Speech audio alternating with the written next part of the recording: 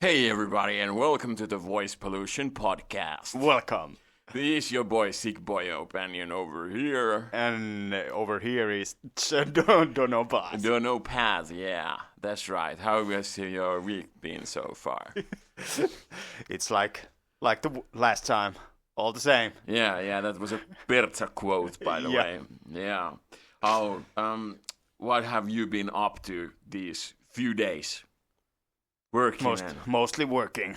Yeah, working like cock sparrow. Almost like, yeah. Yeah, and now you're enjoying a cup of coffee. Yeah. So how much do you drink coffee in a day? How many cups of coffee? On 3 days, when I'm not working, it's only 2 cups. Okay. But when I'm at work, it's like maybe 5 or 6. Okay, and have you've been truthful with this answer of yours? Yeah. Yeah. Okay. Yeah.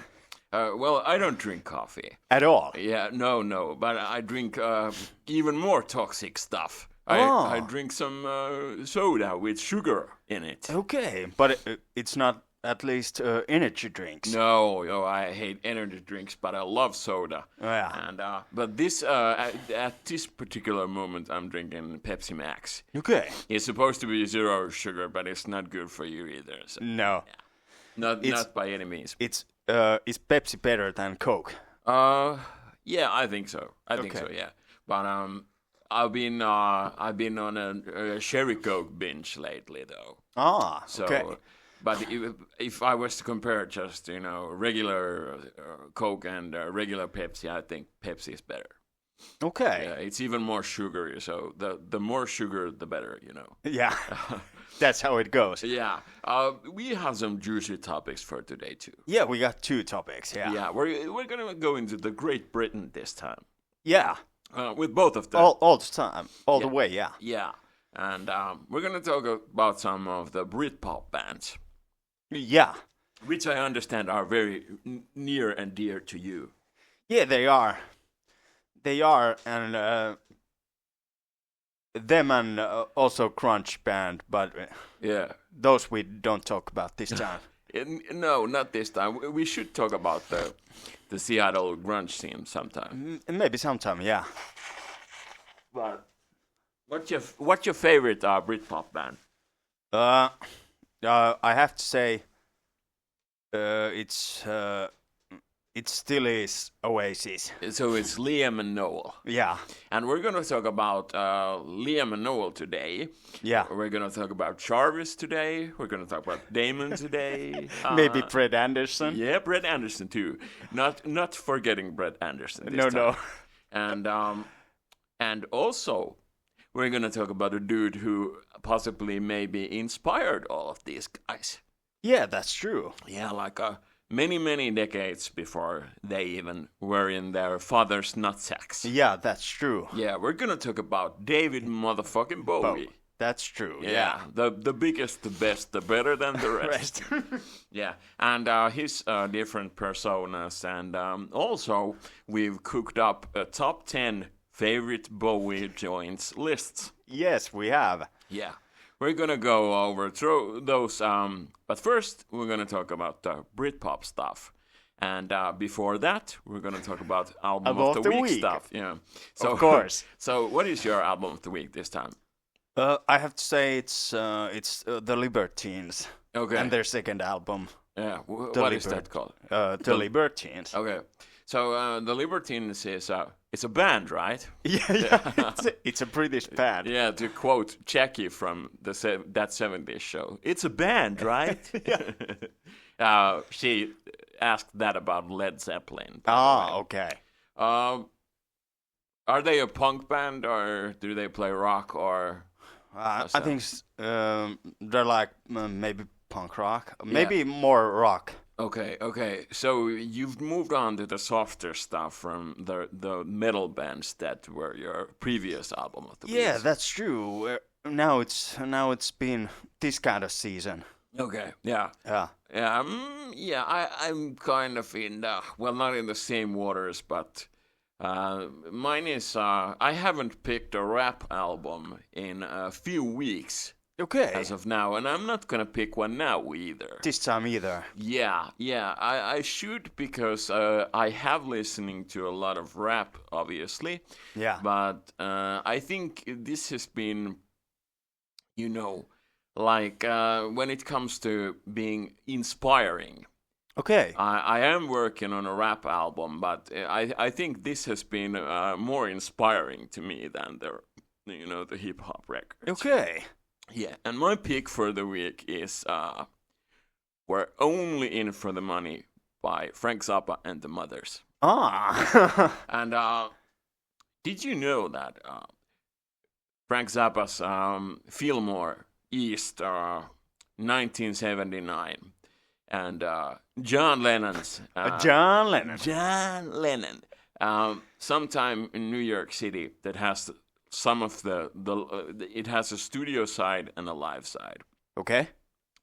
The live side is from the same gig that that I didn't know. Yeah, I'm not sure if the Zappa record has any of the stuff they recorded together, but it has anniversary edition with bonus tracks that are from that same gig. Okay. Yeah, and I think being that when it came to music, I think Frank Zappa was a bit of a dick.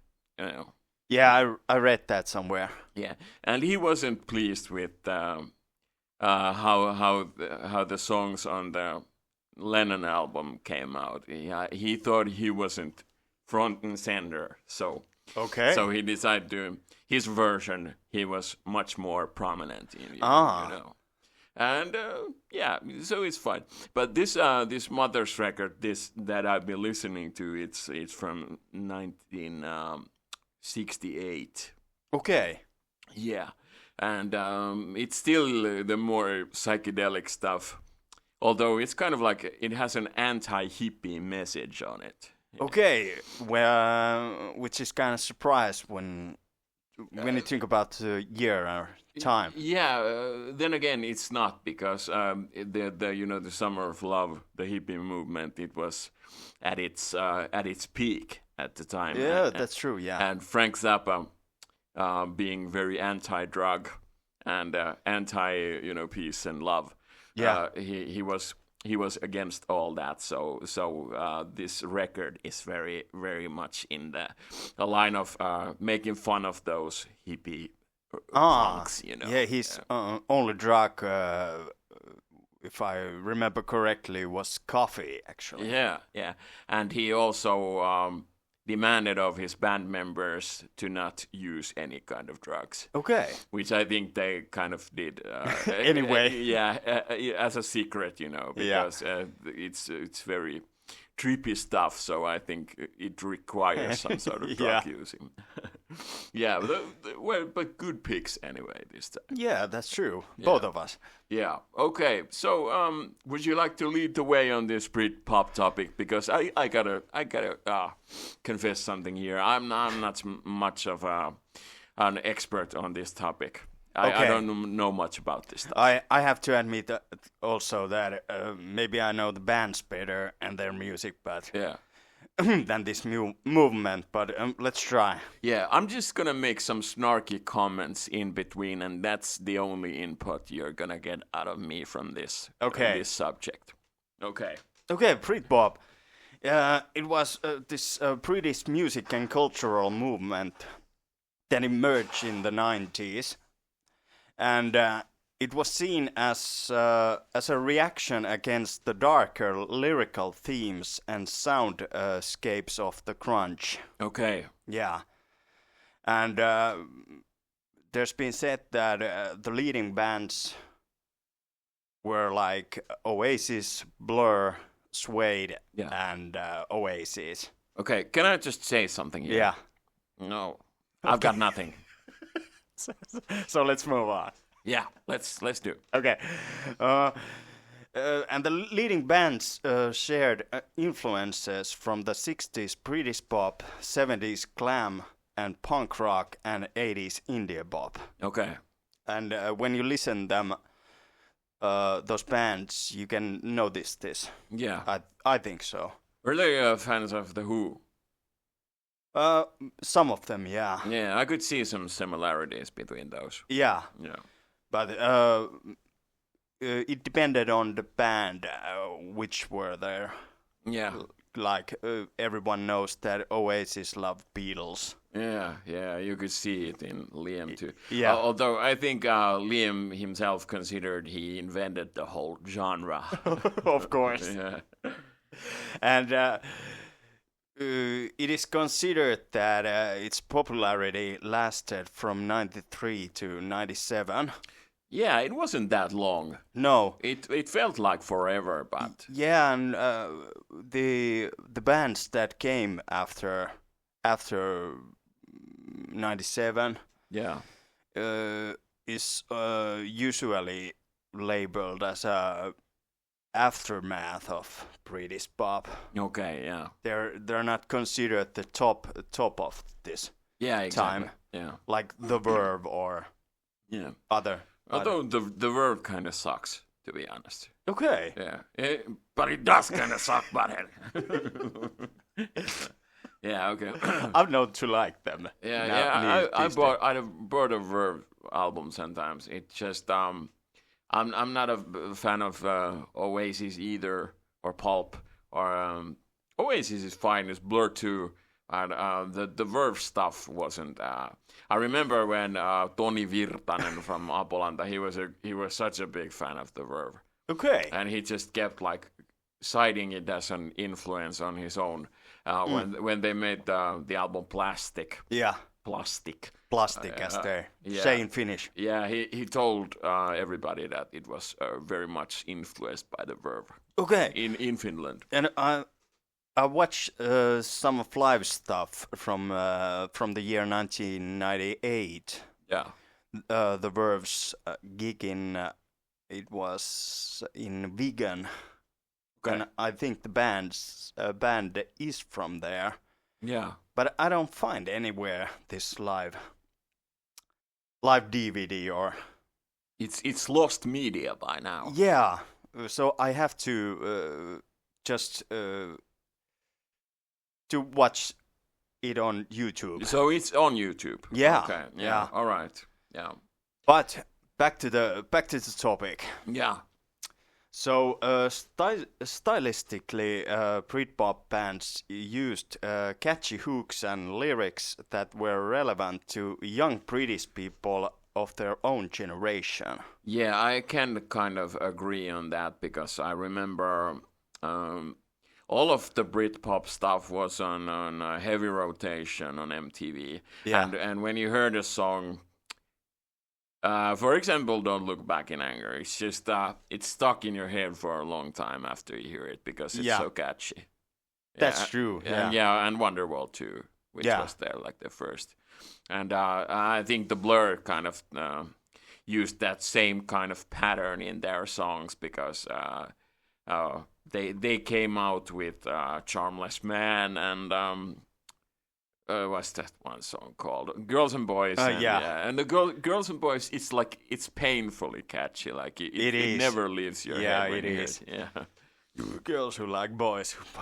Yeah, exactly. Even more than Clint Eastwood later on with Gorillaz, but that's an entire beast entirely. But did you know that Noel Gallagher has said that for the last 10 years, he felt this happened in 90s that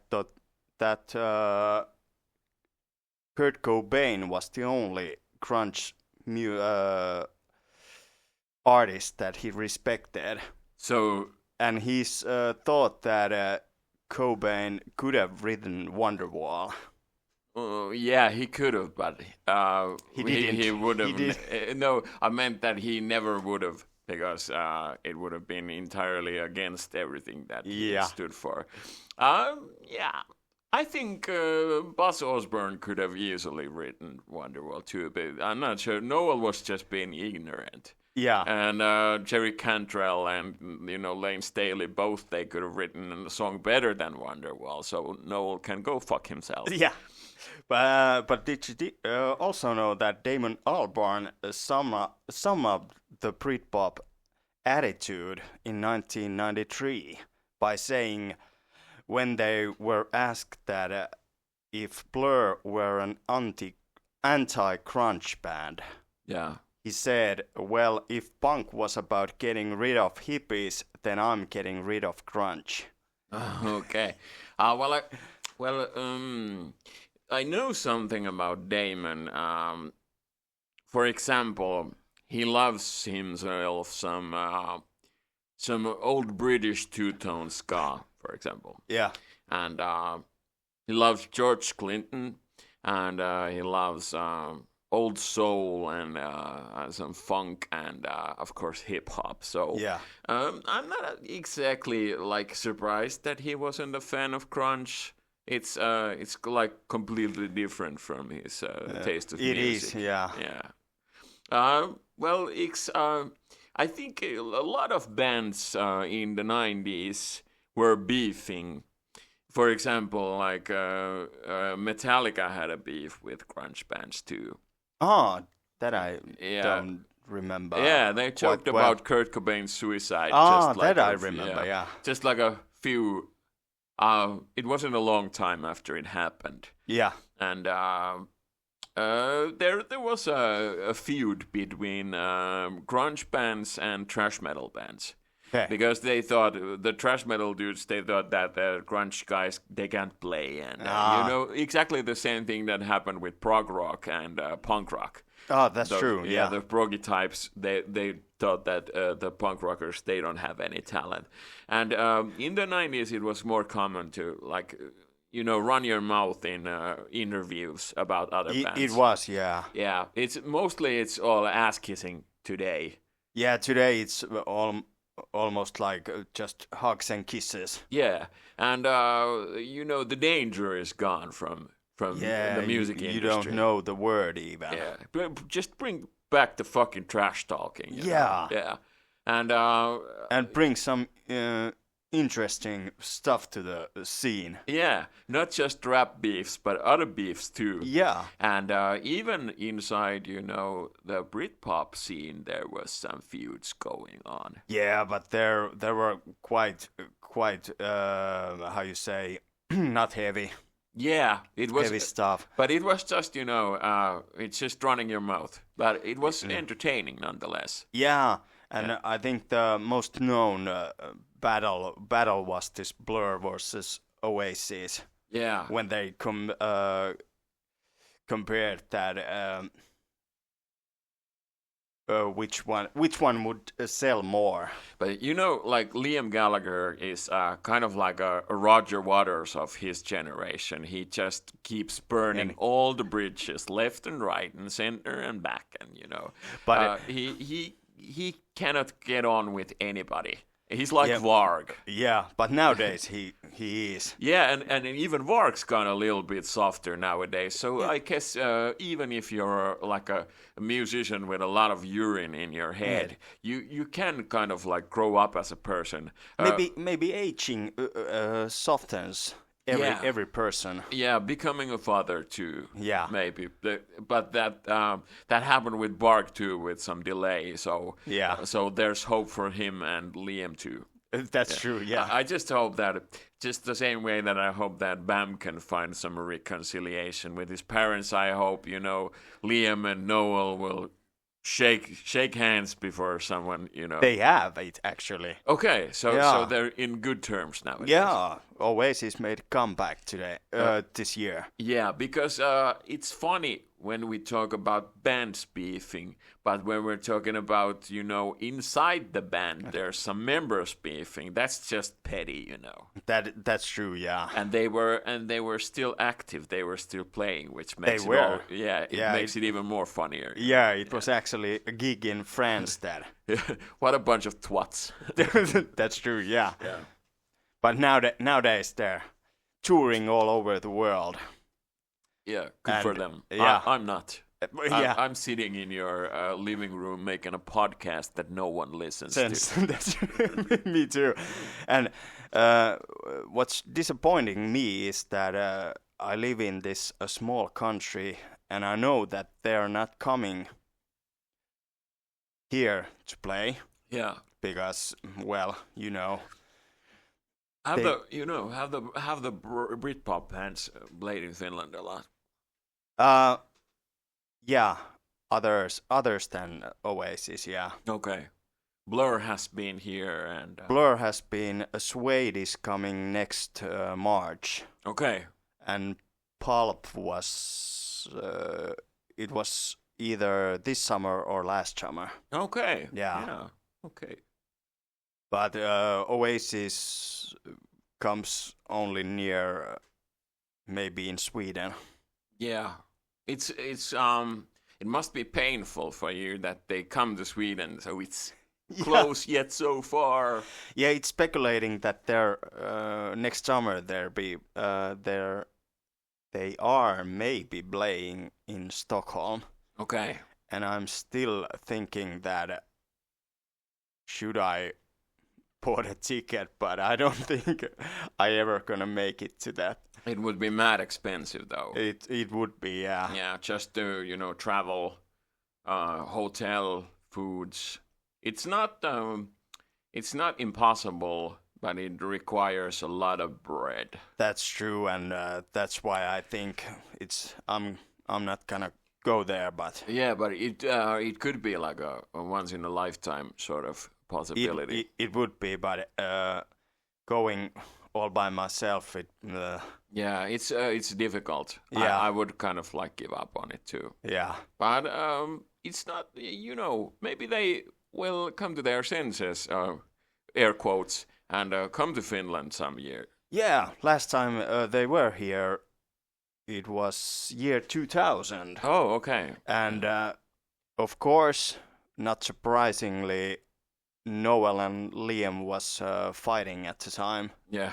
So the other one wasn't on that gig. Okay. Yeah. But I promise you that Oasis will come to Finland. It will be the same gig as Eminem. Yeah. Yeah, and Sex Pistols. Yeah. Every year Eminem is gonna. Yeah, and the Doors too. Yeah. With Jim Morrison. Yeah. Okay, go on. Okay, so what should I say? Well, there's a lot of bands after that. After these four bands. Yeah, these are the same as Anthrax, Metallica, Megadeth, and Slayer were the big four of thrash metal. Yeah, and if you read in the early 2000 to 2006 or 7, this New Musical Express magazine. Yeah. You wouldn't. In every week's number, there were some band that they lift up. Yeah. Okay. And who remembers nowadays Razorlight or Razorlight, Ocean Color Scene or? Okay, these are like completely obscure to me. Yeah, I haven't. They tried to make this Johnny Borrell another big name. Okay, Johnny Borrell. Borrell, yeah. Okay, Bore. Bore. Yeah, boring.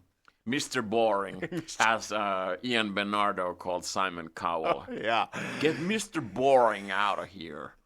Why isn't anybody qualling? He was from, I think he was from Brooklyn, so yeah. Qualling. Are you a quap? Yeah. Okay, so let me ask you something about this Britpop thing. Okay. Yeah. What's the Verve? They bought this symphonic. They had a lot of like violins and cellos and Yeah. Instruments to be played with a bow. And I remember the Verve, they were kind of like credited with becoming with the whole idea. Yeah. But did maybe Oasis or some other band came up with it first? Because I think so. Yeah, I think so too. And the Verve used, I can't remember which Rolling Stones song. Yeah. in the Bittersweet Symphony song. Oh. In the beginning when the violin Yeah. starts. Yeah. And it was until a couple of years ago that Rolling Stones gave up their rights to that. Okay. The Verve didn't earn, I don't think any money from that song. Oh, okay. Yeah. That's it reminds me of have you heard about the Milli Vanilli scandal? Yeah. That happened. Yeah. These two guys. Yeah. It's not as bad as, completely using other singers as they did. Yeah. But it's kind of if you're going to come up with a power ballad, Yeah. you at least could come up with the melody of your own and not just bite some old. Especially if it's some you can't always get what you want or some of the big songs from that era. So very embarrassing for them. Yeah. Were they actually some German dudes or? Oh, Milli Vanilli. Yeah. Yeah, I think so. Yeah. The other one even got so depressed by it that he killed himself afterwards. Yeah, that's true. Yeah, but that was a long time ago. I just heard I know the Milli Vanilli thing, but I had no idea that they were con artists. Me neither, but I read it nowadays. So. Yeah. DJ Vlad had interviewed the other one. Okay. And Tekashi 69 asked him that what was the best interviewee that he had.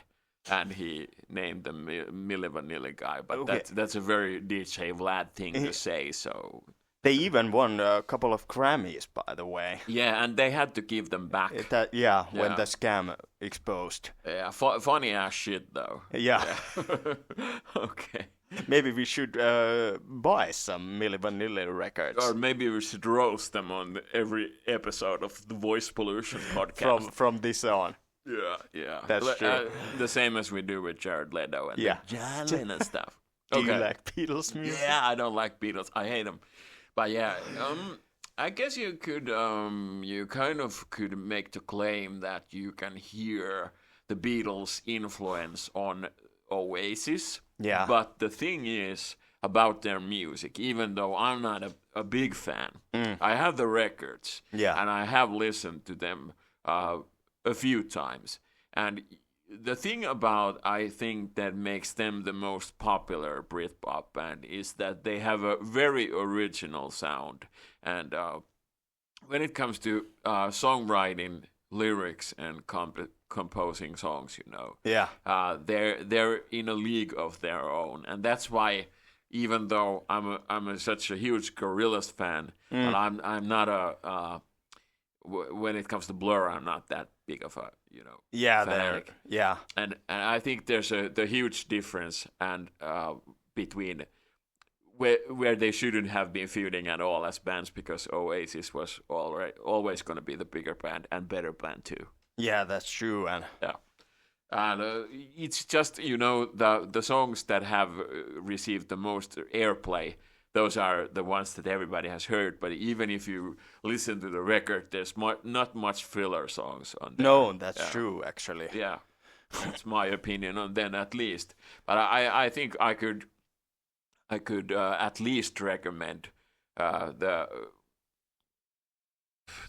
Morning Glory record. Yeah. What's the story, Morning Glory? For me, it depends on day. Yeah. If it's definitely maybe or is it Morning Glory? I could just recommend either one of them. Yeah. The first two records. First two records are the best. Yeah, and with Blur, it depends on what you're looking for. I like the experimental part more, so I think maybe Think Tank is their we talk about this. Yeah, and 13 or self-titled. Yeah. But if you love the pop stuff, you're gonna want to go for like Modern Life is Rubbish or some compilation maybe. They have a good compilation from 2000, I think. In somewhere there, yeah. Yeah. So, have people been excited about the comebacks? Yeah, I think so because Pulp Yeah, Pulp. made even a new record this year. Okay, have you heard the record? Yeah, I own the record. Is it a good one? I think so. Yeah. Okay. Have the tickets sold well for the gigs? Yeah. I think what I read about this Oasis comeback, every show is sold out. Oh, okay. Yeah. And they're arenas. Yeah. Oh, okay. Yeah, they're not Gonna go small. for anything smaller. Yeah. Yeah, it's Liam we're talking about. Yeah. I think the smallest are like 30 or 40,000. Okay. So has 50 Cent been buying any of the front rows for those shows?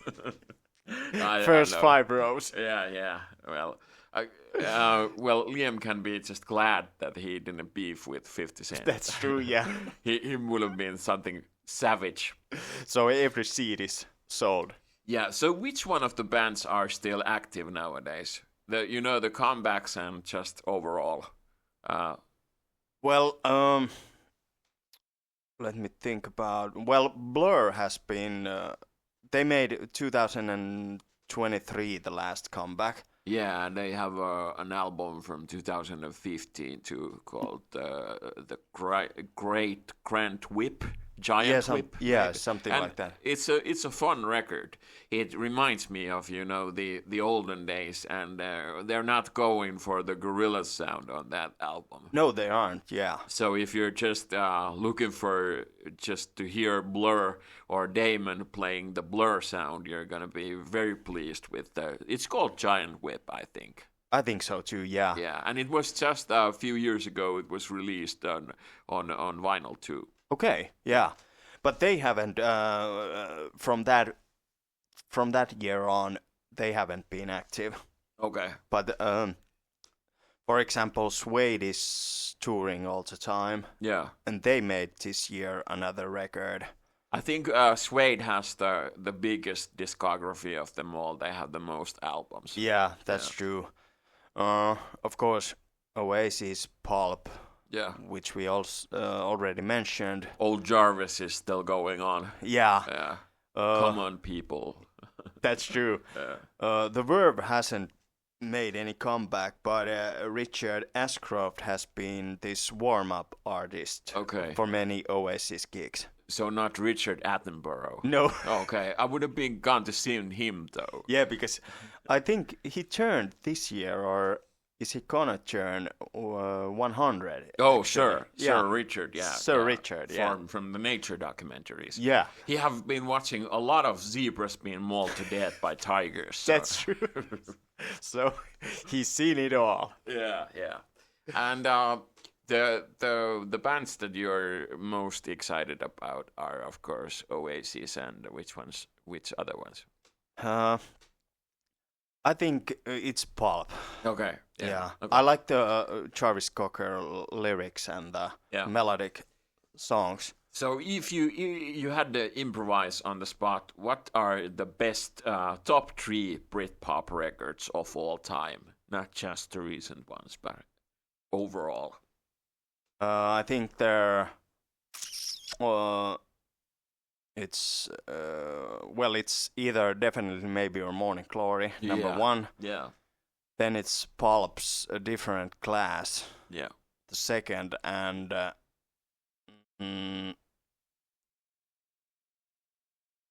actually, well, come on, pick a Blur album. Okay. Think Tank. No. The Great Escape. The Great Escape. Yeah. Okay, so no Verve on your list. No, I like the 97 record, which has all these hit songs. Okay. Yeah. Drugs Don't Work, and they do though. Yeah. And the Sonnet, but the other songs on that record are too long for me. Okay, there's something that's troubling me for real with this is. So there's one band that we haven't mentioned once, and I'm starting to think if I've always thought it's considered a Britpop band. Yeah. And now that you haven't mentioned it once, I've been starting to wonder it myself. But is Radiohead a Britpop band? Yeah, they are, but it's not considered like In the same category. Yeah. Okay. And I think Tom York and the other members don't even want to belong to the Britpop scene. They don't want to be labeled as Britpop. Yeah. I can understand. They are, when you listen to them, they're like really dark, and when you compare to the early Blur album, they're like night and day. Yeah, there's nothing similar. You can maybe think that when Radiohead's first album Pablo Honey came out, then they were like part of this. But when you think about this, was it Karma Police? Karma Police and OK Computer. OK Computer, yeah. Yeah, they made like a 180, the turn. Yeah. Because it they did the symphonic thing, Yeah, that's true. I think they did it before Verve too. But they're from the same hoods. Yeah.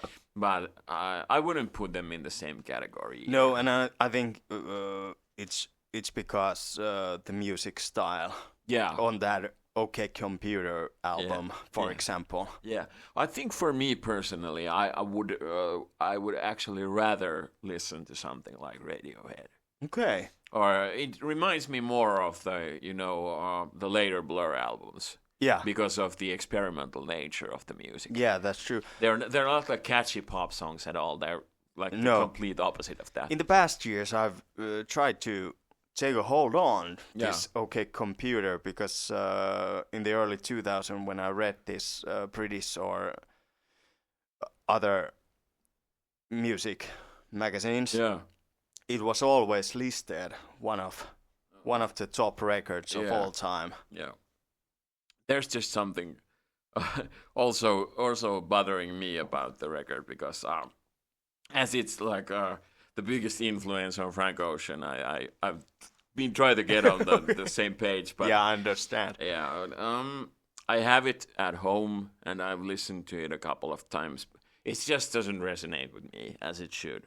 Yeah, I've listened some of the songs, but the whole album I've tried maybe once. Yeah, and after I've just been listening to like Pulp or Suede or Oasis records, it just didn't do anything. Okay, I kind of agree with you there. But I also can kind of understand that it's a very, very ambitious album. The songs are very epic, and I can completely understand why it's always on those top 5 lists. Yeah, that's true. But it's just it's not made for me. I'm not part of the fandom. Me neither. But I'm gonna try to tackle Radiohead one day, and maybe someday. Me too. Yeah, with some albums, it just takes a whole lot of years and growing up before it starts to listen. Yeah, for example, I always, as a kid, I thought Exile on Main Street by the Rolling Stones is just too bloated and too many blues songs and yada yada yada. It's my favorite album nowadays. Yeah. There's just so much. Many of the songs have certain atmosphere, certain mood, and it doesn't have a whole lot of the hit songs. It just has Tumbling Dice on it, and that's it. Okay. Yeah, and that's why it makes sense to me. In the kind of similar vein that you could say about maybe Beatles, Rubble Soul. Rubble Soul. It doesn't have.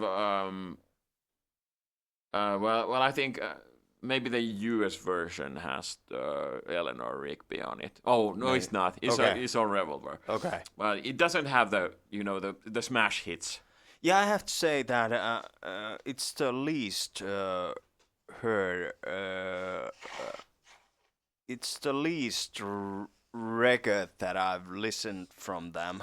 Actually. Oh really? Yeah. Oh, it's my personal favorite. Okay. Yeah, there's just I love the White Album too. Yeah. But the fact is that it has two records and it does have some filler tracks. Rubber Soul true. has no skips on it. Okay. And there are songs by John Lennon. For example, the Norwegian Wood song. Oh, I think it's about cheating on your wife. It's like the topic is kind of like disgusting. Yeah. But he made a beautiful song out of it. It is a beautiful song, yeah. Yeah, and of course Drive My Car and and Run for Your Life, which is also a demonstration by John Lennon's narcissistic behavior because he threatened some poor woman's life on the song. You better run for your life before, But he was the ladies' man. Yeah, yeah. Of the British rock bands, the biggest ones, I think Rubber Soul might actually be my favorite album of all of this genre. Okay. When it comes to Rolling Stones, The Who, the Beatles. Yeah. Rubber Soul. Yeah. I could talk about Rubber Soul and maybe my other Beatles favorite records and the Rolling Stones too on another episode of this. Oh, yeah. Yeah, because we barely scratched the surface now. That's true, yeah. And I'm always in the mood to talk about John Lennon. John Lennon. Yeah, that's true. It needs a whole nother topic. Yeah, and an episode of its own. Yeah, episode, yeah. But this time we are going to talk about another British musical genius. Yeah, that's true. And it's not just the title here, the genius. This man was a genius. From his discography, he made like a whole bunch of albums. It's so big, discography. Yeah, it's massive. And I could just pick any album from any era and put it on and enjoy it. And that's how amazing he was. Yeah, you listened a lot of him. Yeah, and I have all the records on most of the songs. I have on many different copies of. I have all the compilations. I have the live records. I have all. Yeah. Pretty much anything I can get my hands on. And we're talking about David Bowie today. Of course. Yes, and we made a top 10 list. Yeah, we made. It could be a great icebreaker here that we could talk about our top 10 lists and talk about the records at the same time. Okay. But should we do like for the newbies, for a small introduction on David Bowie's life? Have you any notes on this matter? Would you like to? I got some. Yeah. So he was born in 1947. Yeah, as David Jones, I think. That's true, yeah. So Bowie wasn't his real last name, although it sounds very cool. Yeah, he was actually born in David Robert Jones. Yeah.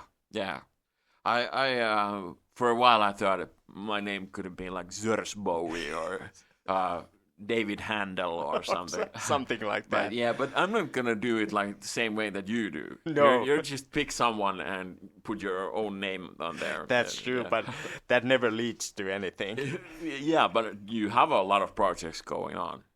There's so many. Yeah. But we can't talk about them today. No, not today. Not today. No. Maybe some other time, but... Okay. Well, so about David Jones. Yeah, he studied art, music, and design before his music career in 1963, actually. Yeah. And he released a string of unsuccessful singles with local bands before his first top 5 single, Space Oddity, in 1969. Yeah, before the Space Oddity single, he actually put out a whole album with his own name. But it was just some very weird, obscure folk songs. Okay. You can get the album even nowadays, and I think they have even repressed it some. But it's not very good. Okay, I was gonna ask, have you heard it? But yeah, I think there's a song called "Sell Me a Coat" or something, and it sounds awful. Okay, good to know. Yeah, sell me a coat with some fucking blue buttons or something. I don't know. Okay. And he also took acting roles throughout his career. Yeah. He actually appeared in over 30 films, TV shows, and theater productions. Yeah. So he wasn't just music. Do you have any examples of the movies he appeared in? Because there's a whole lot of them. I can name one that I can remember, and that's Twin Peaks: Fire Walk with Me. Okay. I just read that mostly he chose project with these art house directors. Yeah, usually, yeah. Yeah. There's this, and I think he made a lot of music to those movies too. Yeah, his songs are used in films such as Lost Highway. Yeah. Inglourious Basterds. Yeah. Yeah, that's right. And A Knight's Tale, for example. Yeah, but he doesn't appear in those films. I meant those that he appeared in. There's one film with the word labyrinth in the title.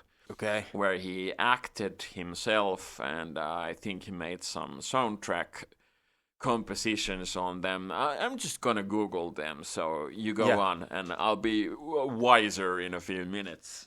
Okay. And actually, I find out this information that when as a child he heard Little Richard's Tutti Frutti, he later said he had heard God. Oh. Yeah. Okay, so he was a fan of the original raw rock and roll sound. Yeah, that came as a surprise for me, actually. Yeah, he has a lot of rock songs too, but usually he's known for a little softer sound than Little Richard. Yeah, that's true, but a lot of musicians say that Little Richard is one of their idols, like I think Dave Grohl has said that. Yeah. That Little Richard is his all-time favorite. Yeah. Well, to be honest, before the thief of rock and roll, Elvis Presley came into the picture, I think Little Richard was the king of rock and roll. It's actually true. Yeah. Yeah, but I have the films here. Okay. I couldn't remember the title, so there was one from '76 called "The Man Who Felt the Earth." Where he, I think he plays the lead role, if I'm not mistaken. Merry Christmas, Mr. Lawrence, and it was just called Labyrinth from '86. Okay. He has a song called Cat People. It's also one of the films. Okay. The Linguini incident, The Hunger from '83. Just a whole bunch of... They're not very known films, but the point was that he wanted to work with the art house directors. Yeah. Have you seen those films, by the way? I've just seen the Twin Peaks film, and I think I have seen The Labyrinth once. Okay. I've always wanted to see The Man Who Fell the Earth because it's a very interesting concept. And he also worked on something that has to do with the film... the books Dune, you know. The science fiction novel. Yeah. I should have gotten a better introduction to this because I don't know the whole lot of his films. But I think we should just mention because he was a really good and very talented, very natural actor too. Yeah, and actually when I read about this dude, I found out that he's made quite a career, you could say. Yeah. And there was like so many information about this dude that too much for one episode. Yeah. And when if you had to go through it all, it would have taken like 6 hours or at least. But think about the people that Bowie worked with. Starting with Iggy Pop, of course. Yeah. They even made a record together, which is, of course, Iggy Pop's The Idiot. Yeah, it was like 1977, if I remember correctly. Yeah, and then Iggy worked on some of the Bowie joints, too. Yeah, that's true. And then he made a whole lot of shit with... he made a song with Mick Jagger, Dancing in the Streets, which was a cover song. And he worked with Trent Reznor. Nine Inch Nails, They played some gigs together. Maynard James Keenan from Tool. Oh. Yeah, just amazing. We're not doing it enough justice by just talking about it casually here. Yeah, that's true. So Yeah, we could make a one that goes on for 6 hours and there still would be stuff missing. So take this with a grain of salt. We're just gonna talk about the stuff that pops into our minds, and this is not by any means just the whole with all the details, because we can't go into the details now. There were so many details that yeah, it would take so many hours and so much time to. Yeah, do you have anything about the characters that he played on stage and on the records too? Because most people, if you ask them about Bowie, they're gonna mention Ziggy Stardust. Ah, of course, yeah. And that was an androgyne space character that he played, and he pissed off a lot of conservative people with wearing makeup and dresses. Ziggy Stardust was he didn't have gender overall. He wasn't a man, he wasn't a woman, he was or they were something in between. But back then it was considered like very upsetting, and an outrage was raised because Bowie wanted to be himself. And but when you think how would you think that people nowadays would react to that? It wouldn't be as big of a shock, but it would still piss some certain people off, because wearing Kanye wore a dress and it pissed a lot of people off. Of course, I can kind of get where they were coming from, because Kanye was always considered a part of hip hop. Yeah, and wearing dresses is not a part of that scene. No, but with Bowie, I think he just wanted to express himself, and he loved playing characters, and wrote the songs from the perspective of the characters too. Yeah, and even he went to the other end of the extreme with Thin White Duke. Yeah, at the end of 70s, because that character was a sort of like a neo-Nazi cocaine sniffing. Oh, yeah. I'm not sure if it was meant to be a neo-Nazi, but I think he made some remarks about stuff that pissed the other people off. Yeah, was it because I can't remember exactly, but. It was it the same time as this Berlin trilogy? Yeah, the Berlin trilogy was at the end of the 70s. I remember, yeah. 3 albums, Low, Heroes, and Larger. Yeah. And, the Thin White Duke character was more with associated with the record Station to Station. That was completely dominated by the Thin White Duke. He even name drops the character at the beginning of the title track. And I guess you could consider the album Young Americans too, that it was part of the Thin White Duke era. Okay. But then again, not, because it's a Plastic Soul record. Yeah. It's soul music made by a white musician. So the weird Thin Duke character wouldn't fit with that. So I think he just dropped the character with that album, though. Okay. Yeah. Have you anything else there?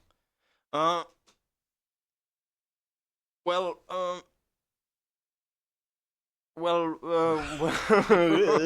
could go on like this all night. It sounds fun. So the next 30 minutes we go like this. No, I read that he was also a painter and an artist, and some of his these paintings have been sold. Yeah, with good money. Yeah, with some exhibitions too with his work. Yeah, it's quite a nice career when you think that it's not just the music. Yeah. It's like the acting, paintings. Oh. He even has written some reviews or some columns back in the days. Yeah. So he's done a lot of stuff. Yeah, he was a multi-talent. Yeah. Yeah, because he did it. He did whatever he wanted, and also he was never apologetic about his persona or his behavior or anything about No. that. And he also the album Outside from the 90s. I think it was 94 or something. It's like a concept album. He even wrote a story on the record about a murder mystery. But it's just a little all over the place to kind of like comprehend what's happening in that. Ah, okay. But overall, I think it's a very, very ambitious project because he wanted to try that out too. Okay, that I haven't heard actually. Yeah. So you have a list with you there. Yeah, I think we can go on to the list. Would you mind sharing your lists? Maybe this time, yeah. Okay. Well, I'm gonna make an exception too and read my list out loud. Okay. So how we'll we go gonna... like one spot at a time. Okay. Yeah, one each. I have to say for my defense that when I write this list, it was at the time. Maybe it would change in some other day, but... Yeah, I changed mine for like a whole bunch of times. Okay. 3 times at least. And these are not in any particular order because that would have been too hard. Like overall, top 10 was too hard for me because there so much missing now that I'm kind of like regret it. Yeah, already. I can think that for you it was a lot harder than for me. Yeah, but just we're gonna clarify that you haven't heard all of the albums, not by a long shot. Yeah, I would say that from like 94. Yeah. That record you just mentioned. Yeah. Until he's dead. Yeah, and with mine too. For example, the Buddha of Suburbia from the early 90s. I think I heard it once. Okay. Or Heathen. I can't even remember the year. Oh, it was early 2000. Yeah. Something like that. Yeah, there's nothing wrong with those records, but I just prefer the older stuff. Which I think most of the fans do. That's true. But I'm not gonna bash those records. I'm just gonna mention there's not gonna be a whole lot of those songs on this list. Not one. Yeah. Actually, me, there's like not much of them at least. No, there's none of them. Not one. Actually. Yeah. Actually. But overall, it's kind of logical when you have this sort of discography. You have there's like 20 records at least. At least, yeah. And if you count the Tin Machine, which was David Bowie's band in the 90s, there's even more. And that's true. And a few soundtrack records, and some of the live albums have some songs that weren't released. Okay, that I didn't know. Yeah, I don't have any on my list, but I thought I should mention that too. Okay, it was good mention. Yeah, should I start? Yeah, you can start. Okay, at first I have the song that I actually mentioned a few minutes ago, which is, of course, Station to Station from the album Station to Station. Okay. And it's 1976, I think. Yeah. It's a 10-minute track. Okay. Which starts with this very haunting sound of train tracks. Okay. And then it goes on to Bowie starting the song with "It's the Return of the Thin White Duke," where he drops the name, the White Duke, and then throwing darts in lovers' eyes. I always thought that was a really brutal bar. It would have worked in a rap song also. That's true, by the way. Throwing darts, you have to like very very precise with the darts that you hit them with the eyes. Yeah, when you think about it. Yeah. That you can like penetrate the eyeball. You have to be very precise. Yeah. But anyway, I love the song. I even love. I think Melvin's made a cover of that. Okay. Yeah, and that's why I said when Noel was running his mouth about, come on, he hasn't heard Buzz's songs. That's true. Yeah. Buzz is a dick, but come on, he can write a fucking mean song. Okay, what do you have there? Well, I'm gonna say it's China Girl. China Girl. Yeah. Okay. There's two versions of it. That's true. Iggy Pop's and David Bowie's. Which ones do you prefer? First of all, at first, I like the Iggy Pop version. It's the one you heard first. Yeah. But nowadays, I've maybe listened more Bowie's version. Yeah.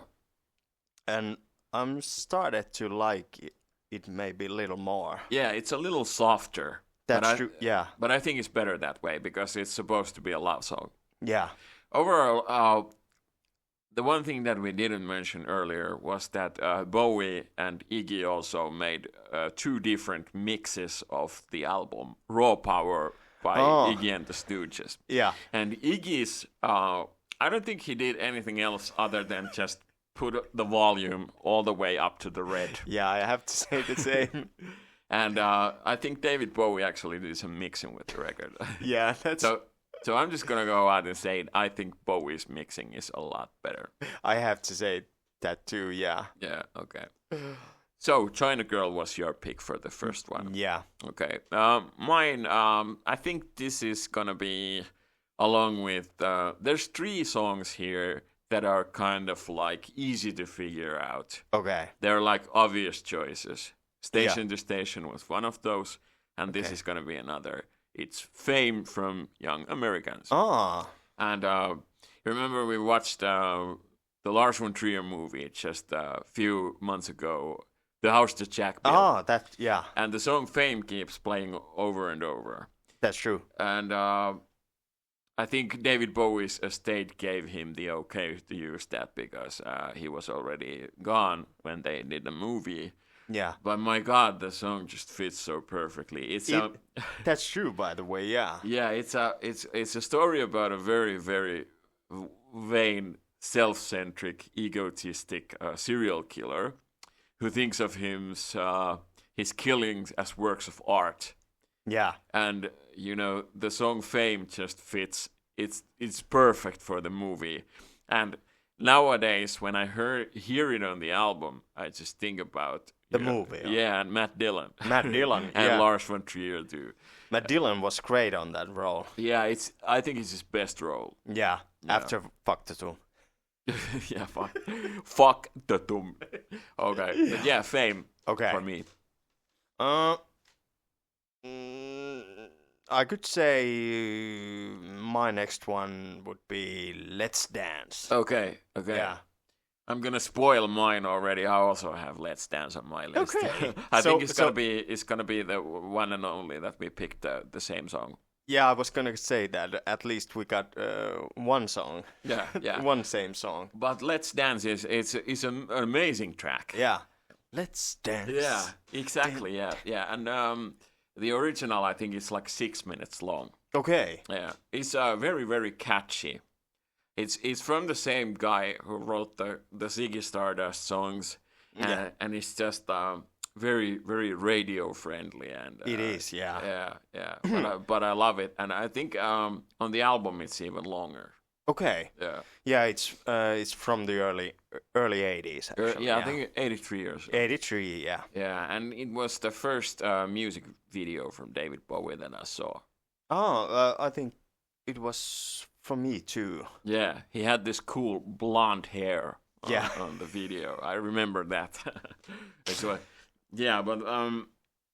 well, we had that now in common, so I'm just gonna scratch it off my list now. Okay, yeah. Okay, but Let's Dance, yeah. It was very obvious to me that I'm gonna pick it on my list. Because, okay, yeah. Well, the next one here is a little more of the going into the deep cuts territory. Okay. And it's a song called The Bewley Brothers. I have to admit that I haven't heard that. Yeah, I think it's the only one on my list that actually is from more to the Ziggy Stardust era. I'm not sure if the album Hunky Dory is supposed to be from the Ziggy era, but okay. But it's well, I gotta tell you where this is coming from. Let's hear about it. There was this one time that I had done some acid. Okay. Yeah. And I thought that maybe David Bowie would be like the ideal music for a little, For the moment. Yeah, for a little acid tripping. Yeah. And it turned out it was when we talked the last time about songs that almost made us cry. Yeah. Yeah, well, that's one of those songs because it's the last one on the record. I'm not sure what it's about, but it's a beautiful song, and it almost made me cry because I was on acid. Okay. Okay. Almost. The Bewley Brothers, yeah. I think it's overall maybe my favorite David Bowie song of all time. Ah. Yeah. Okay. So, what do you have next? Well, I'm gonna say Ashes to Ashes. Oh, okay. We have another in common then. Oh, okay. Yeah. So it wasn't just one. But you know, great minds. Think alike. Yeah, think alike, exactly. From the album Scary Monsters. That's true, from 1980. The title is very accurate because when I saw it as a kid, I actually thought it was kind of scary. It's a very. Have you seen the video? Maybe, but I have to admit that I can't remember exactly. Yeah, he's wearing a weird clown makeup, and the music video takes place in space. Okay. Yeah, it has very cool effects for that time period. Yeah. But he has this I think it's called like Major Tom trilogy or something. You know, songs where he mentions this character, Major Tom. Major Tom, yeah. Space Oddity is obviously the first one. That's true. And Ashes to Ashes is one of those because he says the character's name, and I think there's a third song too, but I can't remember what it's called. That I didn't know actually. Yeah. Oh, this list is not gonna take as long as I thought because we have the same picks here. Oh, yeah. Yeah. But it's not bad. Yeah. No. You have great taste in music, I see. At least some of music. That's right. Yeah. The Pertsa quote. Again. Yeah. Okay. My favorite food is cupcakes. What's yours? Oh, no. I was about to say next, but for some reason I said favorite, so I just went with it. So. Yeah. Okay. Lazarus from the album Blackstar. Oh, his last album, yeah. Yeah, that's the only song on my list that's gonna be from anything remotely from the newer era. Okay. But the Blackstar record, it's a completely different beast than the Heathen Outside stuff. When I heard the Outside record had a song called Little Wonder. Have you ever heard that one? No, I don't think so. Okay. So it always starts like, you little wonder, wonder, you little wonder. I thought it was corny when I heard it the first time. Yeah. It's fine now. But back when I heard it, it's kind of like I tuned out for a moment on the whole Bowie stuff. Okay, that made you that. Yeah, but the first time I heard the Blackstar record, it was just especially the song Lazarus, because it's coming from a guy who knows he's dying. That's true, yeah. Yeah. So it's a very, very haunting track. On the music video, he's just lying in bed. The bed is spinning. And when you know the context on the song and the album too, it's just chef's kiss. It's perfect. Overall, the Blackstar is one of his strongest ever. Yeah, I should listen that album again because I've heard it only once, but it was the wrong time. Okay. Yeah. There's also a song called "It's a Pity She Was a Whore." Okay. On that record. Good to know. It's a very jazzy record too, so I think you should enjoy it. Yeah, when I've heard it the only one time. Yeah. I think at that time I hadn't been starting to listen jazz, so maybe that's the reason why it didn't made me any. Yeah, and I'm just gonna go out and say it's one of those records that you're never gonna get if you just listen to it once. Yeah. Yeah, it has to grow on you. Yeah, I think so too, because I thought it was fascinating at first. Yeah. But then I just played it over and over again, and just the songs just they grew on me like very very fast. But I was a Bowie fan already.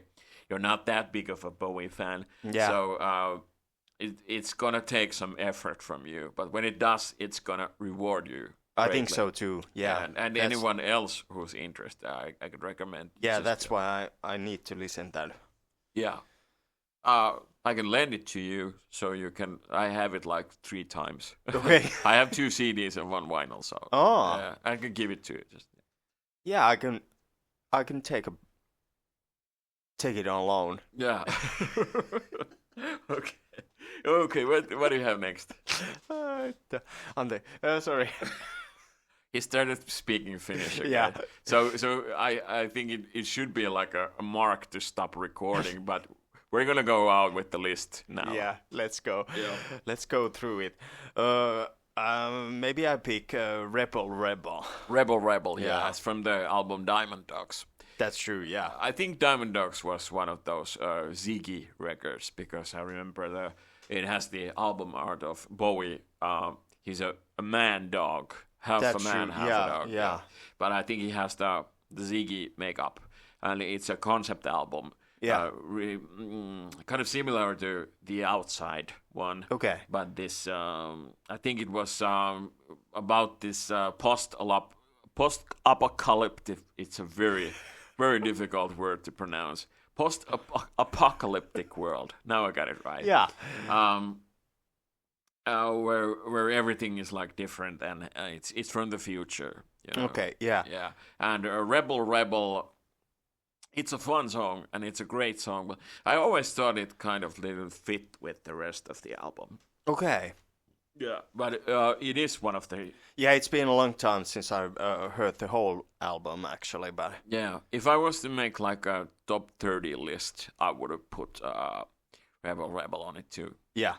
Okay. But mine next pick is called Heart's Filthy Lesson.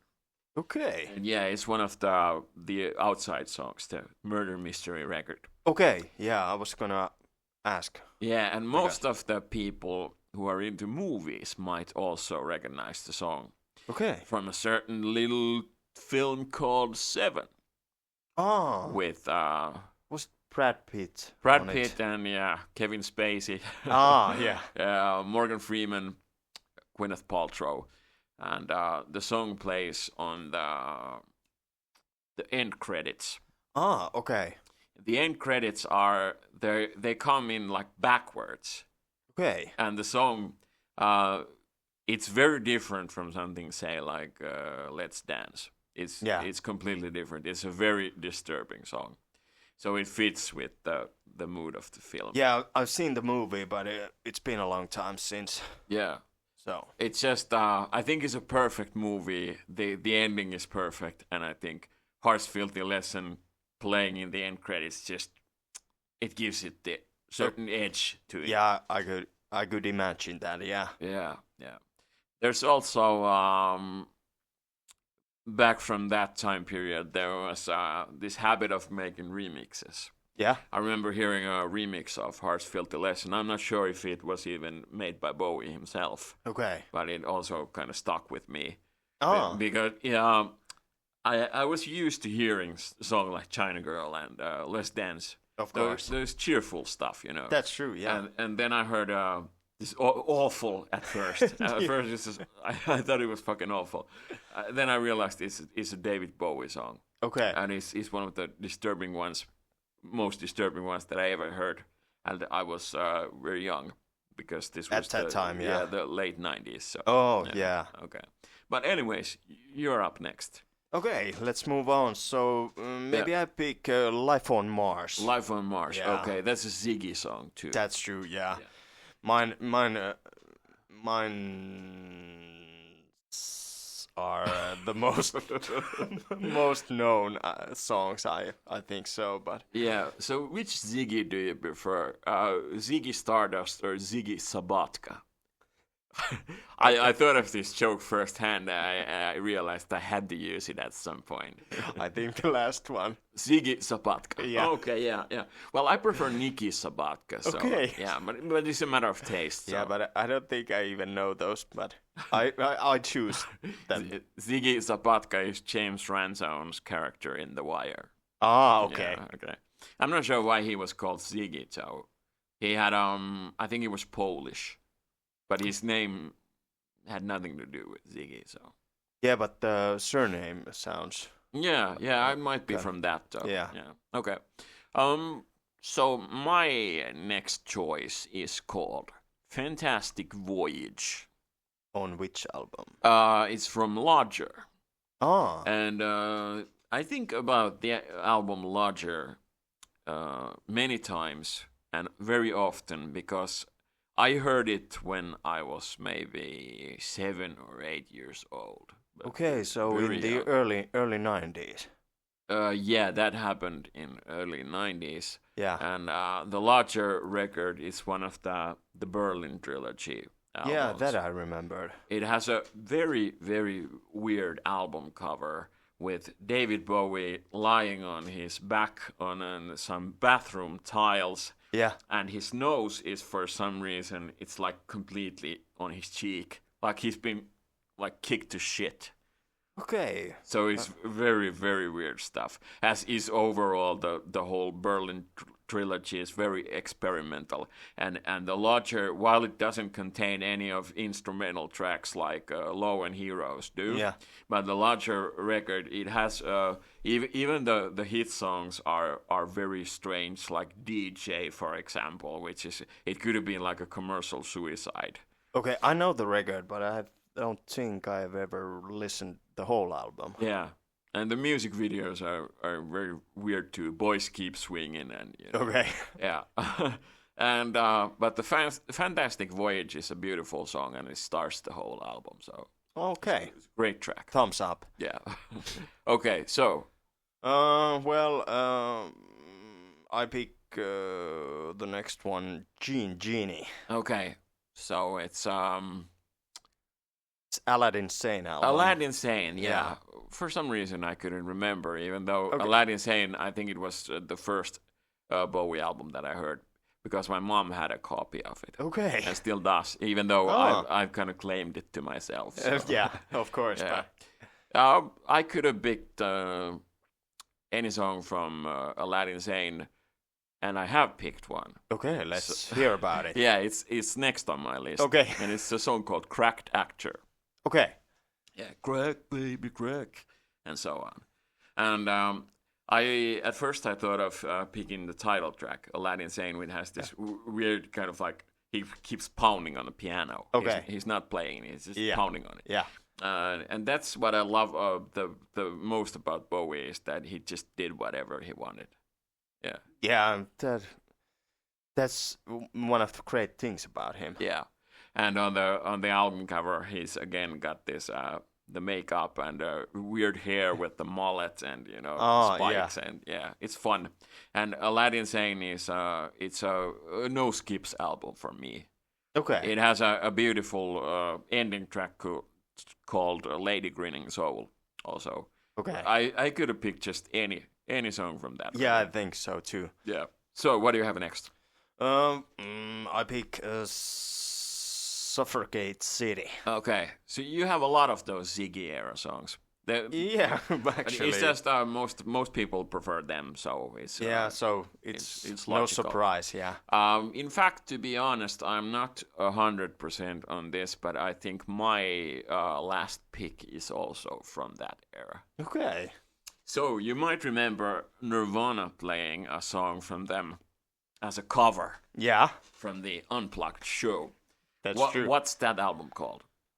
It's called Man Who Sold the World. Yeah, exactly. And my last pick is from that album. Okay. It's the opening track. It tells a story of something. I'm not sure what it's about. I haven't figured it out yet. Yeah. But it's a song called "Width of a Circle." Ah. And the same thing with Aladdin Sane and the Man Who Sold the World. It's both are No Skips albums. I could pick just any. I could pick like All the Madmen, for example. Yeah. Black country rock. It's just amazing stuff. For me.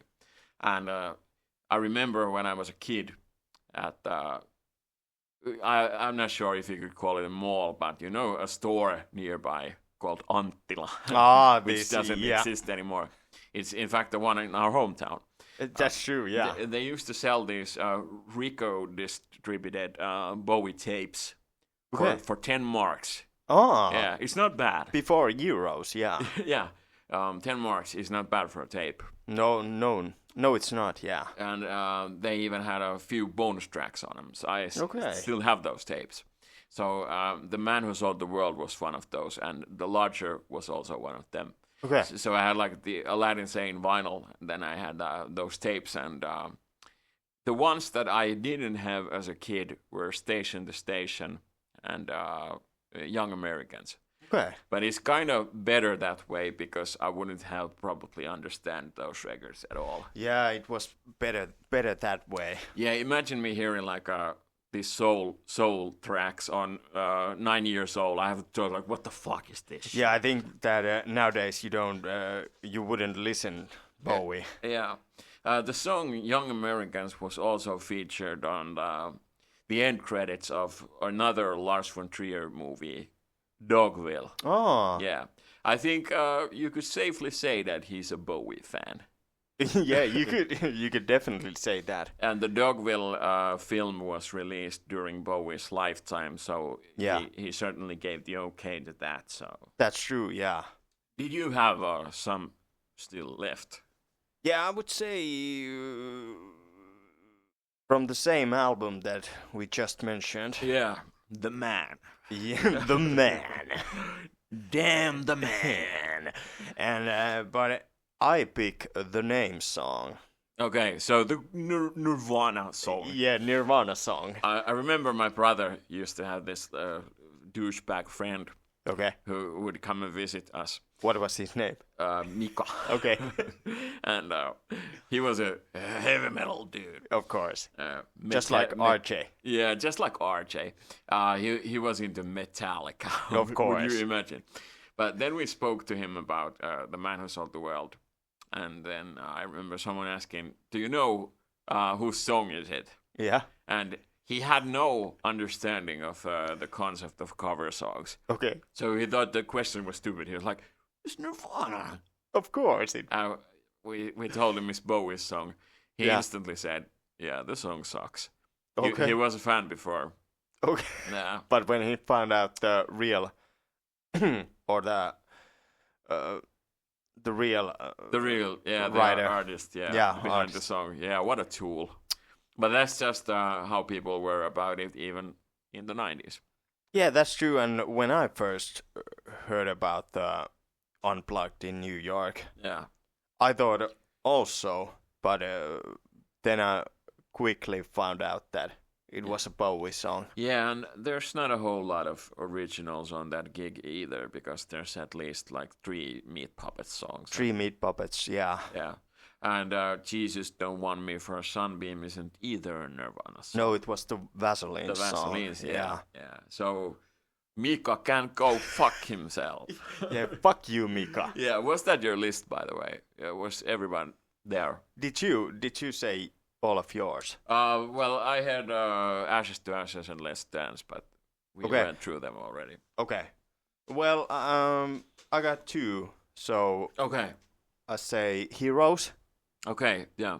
Have you heard the German version of the song? Actually, no. He made an EP with the German version because if the Beatles did that a while back before the Heroes record, it came out in 1980, but the Beatles were forced to record at least the song "I Wanna Hold Your Hand" in German. Oh, yeah. I think it was just to make it in the European market or something. Something like that, maybe, yeah. I'm not sure if it worked because it's fine the way it is. Yeah, I think so too, yeah. Have you heard Motorhead's cover of it? Actually, no. It's actually pretty good. I had no idea that Lemmy could sing like completely clean. I have to admit that too. Yeah, he doesn't have the rasp at all in his voice when he sings the song, and it sounds it's the same way that Ozzy Osbourne sang like Solitude and the other song. Oh, it would be interesting to hear that. Yeah. And you have one left. Yeah, and it's like no surprise, but it's Starman. Oh, okay. You had both Life on Mars and Starman there. That's true. Yeah. I love those songs too, but I couldn't pick them. So yeah, not anymore. You asked me about it like 30 years ago. I would have picked them. Yeah, both of them. But nowadays it's different. There are a lot of songs that I would have liked to include, like the 75 version of John I'm Only Dancing, for example. Oh, okay. There's a song called Who Can I Be Now? Because he had a record called The Gouster, which eventually formed into Young Americans. Oh. And it wasn't... they had that awful Beatles cover, Across the Universe, on it. Okay, that I haven't even heard, yeah. Lennon himself said that the original sucks, so... Okay. The Bowie version is a little bit better, but it doesn't fit at any way in the soul record. You have a random Beatles cover in the middle of a soul record, but the Gouster track listing is better in my taste. Okay. Yeah. Of course, there would have been China Girl would have been good. I admit that I would have used that too. Speed of Life, an excellent instrumental from the Low record. Okay. Be My Wife, Sound and Vision even. Yeah. If I had to pick something from the Ziggy era, I think it would have been Moon Age Daydream though. Okay. Yeah, but it's a fantastic song, and what's that one film they made about the Bowie era, the glam era? Is it the gold mine, Velvet Gold Mine? It was made in the 90s or something. Something like that. Yeah, maybe. Yeah. I've seen it only once, but I remember it kind of like sucking ass though. I have to say that I'm not sure have I even seen it. Yeah, we have to Google it after that to find more information about it. But overall, this was our podcast today. It was very Brit-oriented. It was, and actually we talked that maybe next time would be also at least half of it. Yeah. We're going to talk about Brian Jones the next time, aren't we? Yeah. And the band that have been mentioned this evening. Yeah, the Rolling Stones. Yeah. Brian Jones is a very fascinating character. He's very, very different to David Bowie. Yeah. And he was always doomed for disaster, which kind of ended up happening. But we're going to talk about him the next time. So, shout out to Holly. That was the worst fucking British accent that I could make. I'm not gonna even try. Yeah. Holly, bully, silly, tilly. I'm a fucking idiot. Yeah. Yeah, see you guys next time. See you. Bye. Bye.